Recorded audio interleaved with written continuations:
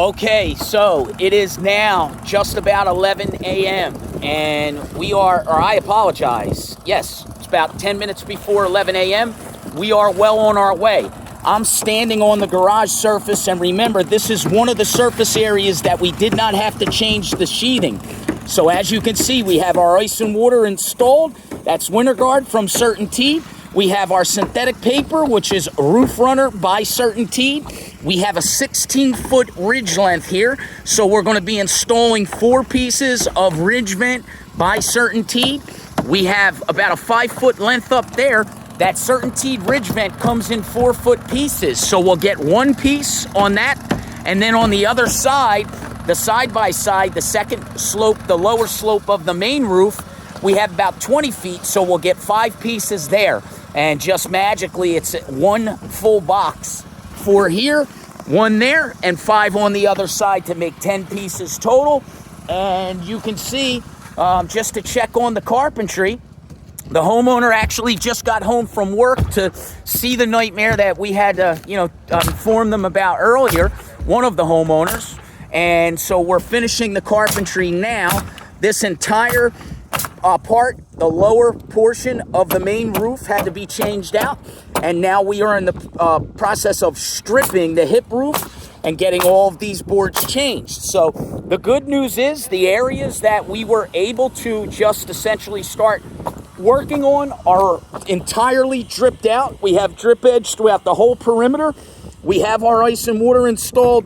We have our synthetic paper installed, and we have our space, strip cut for the ventilation over the garage. Again, we'll be able to get, 1 piece of ventilation on this ridge length up top, and we'll be able to get 5 going across the lower portion of the main, and that'll be 10 pieces total, so we'll get 1 full box. Now, obviously, when we add all this carpentry, it's going to extend the job. We would typically be already shingling out most of this roof. For certain, that entire pallet of shingles that you see, those beautiful Certainty Landmark Series shingles, would already be on the roof. That's not the case because we had all of this carpentry. So the job's going to extend today a little bit longer than we had counted on. Keep in mind, we had done the home across the street last week, and the only area that we had to change was the area around the chimney. The rest of the sheathing in the entirety of that home was in good shape, and that was probably because it was changed at the last roof replacement versus hidden, the fact that it needed to be changed, which is what we found here. So all of these, areas that were completely depleted and, sogged out and trashed are going to be pulled up. The majority of that has already happened. And very shortly, you're going to see the lower portion of the the lower main slopes, front and back, starting to get dripped out, and then ice and watered and papered, and then we'll bring some shingles up. Last thing that'll go down will be the ridge vent across the ridge areas. And then keep in mind, this chimney, if you look at the home across the street, right, the garage is situated behind the main property. So the only place we had to flash the chimney was up on the hip roof. However, the garage on this property is built adjacent to the side of the home.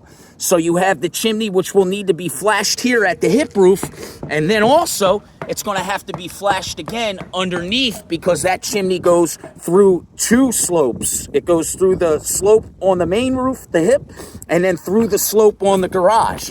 So it's a double flashing for the chimney in order to get it dressed properly in both spaces where it's penetrating a roof surface, running right through a roof surface. So we have our work cut out for us today.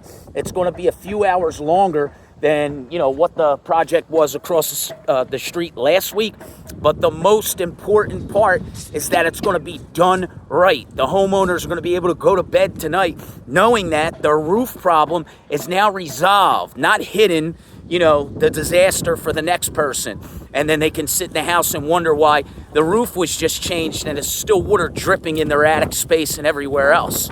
So it's going to be done correctly today, and as we make more progress, we'll check back with you. Once we start loading shingles onto the roof, we'll show you progress at that point.